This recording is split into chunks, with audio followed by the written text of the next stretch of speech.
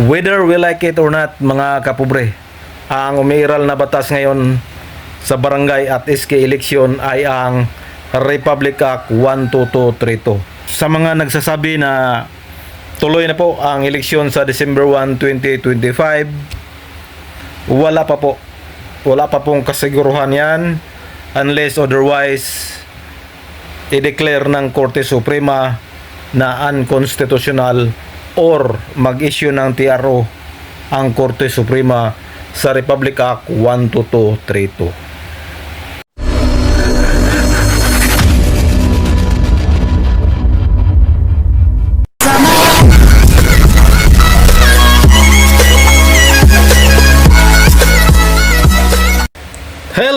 Hello! Welcome back mga kapobre.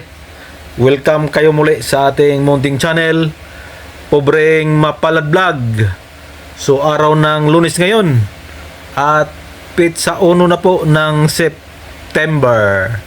So malapit na po ang aming kapistahan dito, Senior San Miguel. Pista namin dito is September 28, 29.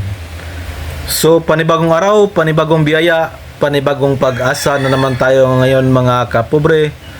Of course, panibagong vlog. So for today's vlog mga kapobre, again, hindi natin tatantanan to, barangay at SK election. So alam kong yung iba dyan na umay na sa ating mga content dahil pabalik-balik lang tayo sa barangay at SK election. Pasensya na po. Kasi nga hanggat walang final na desisyon, kailangan nating pag-usapan to at may pakialam po tayo dito mga kapobre. So umpisahan na natin mga kapobre. May nakita na po tayong video na nagsasabi na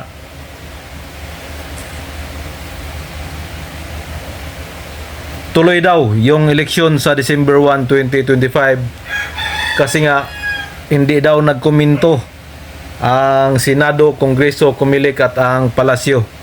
Naglaps na daw kasi 10 araw lang yung binigay. So may nagsasabi na po na naglap na daw.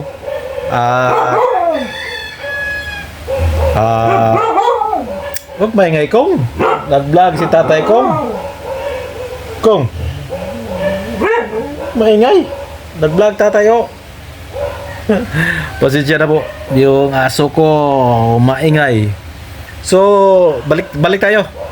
May nagsasabi na po na tuloy na daw yung December 1, 2025 dahil hindi daw nagkomento ang pinagkomento ng Korte Suprema.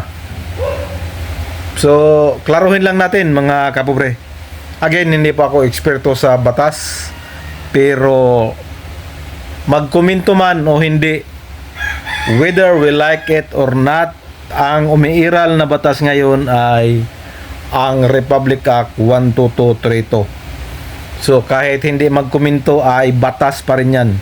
Hindi pa po nagbago yan. Although may epekto yan pag hindi magkomento, pero nasa kamay na ng Korte Suprema yan.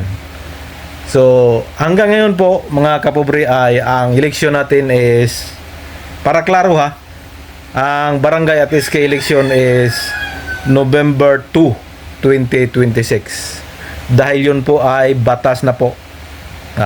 Pirmado na ng Pangulo po yan. So kalimutan na natin yung December 1, 2025. Wala na yan. Sa ngayon ay wala na yan. Unless otherwise mga kapobre, mag-issue ng TRO ang Korte Suprema or i-declare ng Korte Suprema na unconstitutional ang Republic Act 12232. So yun po, para klaro mga kapobre. Baka umaasa na naman kayo na December 1, 2025, wala pa pong final na desisyon ang Korte Suprema.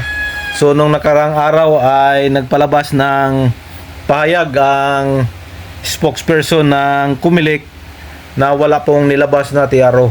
Pagkos pinagkukomento ang mga petitioner sila Attorney Makalintal at iba pang nagpetisyon sa Republic Act 12232 at pinagkuminto sila tungkol doon sa pinail na kontrapetisyon sa Liga ng mga Barangay.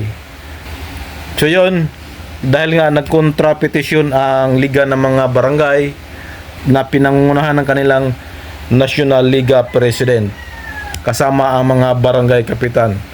So pinagkukuminto ngayon yung petitioner na sina Attorney Makalintal at saka yung iba pang nagpetisyon kontra doon sa panukalang batas. So ito ay quick update lang kasi nga may nakita tayong video na tuloy na daw sa December 1, 2025 ang eleksyon. So mga kapobre, hindi pa po. Antayin lang natin muna itong desisyon ng Korte Suprema. Dahil po ang umiiral na batas ngayon ay ang Republic Act 12232, also known as the Term Setting Bill. So wala tayong magagawa kundi antayin ang desisyon ng Korte Suprema, whether i-declare nila ng constitutional or i-declare nila na unconstitutional. Yun lang po muna ang ating update. Magandang tanghali sa ating lahat mga kapobre. Bye-bye and God bless.